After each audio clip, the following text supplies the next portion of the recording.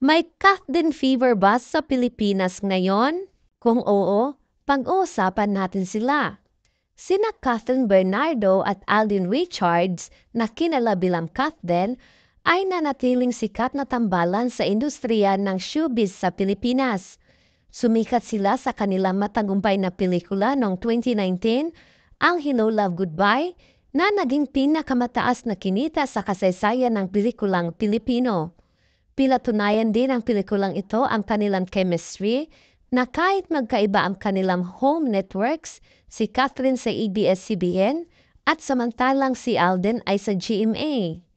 Ngayon, muling magbabalik ang Catherine sa sequel na Hello Love Again na ipinalabas noong Nobyembre 13 sa kasalukuyang taon. Ang pelikulang ito ay nagpatuloy sa kwento ni na Joy at Ethan na parehong OFW sa Canada at tinalakay ang mga tema ng sakripisyo, pagmamahal at muling pagkakakonekta. Malakas ang suporta ng mga manunood dahil relatable ang istorya para sa mga maraming Pilipino sa iba't ibang panig ng mundo.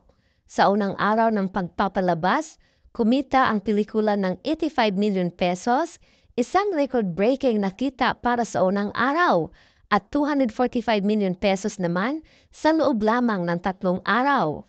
Sa mga panayam, ibinahagi ni na Catherine at Alden na mas tumibay ang kanilang samahan mula sa pagiging profesional na magkatrabaho hanggang sa pagiging matalik na magkaibigan. Pinuri nila ang isa't isa kung saan sinabi ni Catherine na si Alden ay approachable at sinabi naman ni Alden na si Catherine ay down to earth. Bagamat mahusay ang kanilang tambalan sa screen, malinaw nilang ipinaniwanag na platonic lamang ang kanilang relasyon. Gayunpaman, patuloy na pinupuri ng mga tagahanga ang kanilang chemistry at ang magandang epekto ng kanilang mga proyekto. Dahilan para maging isa sila sa pinag-uusapan love team sa kasalukuyang Philippine cinema.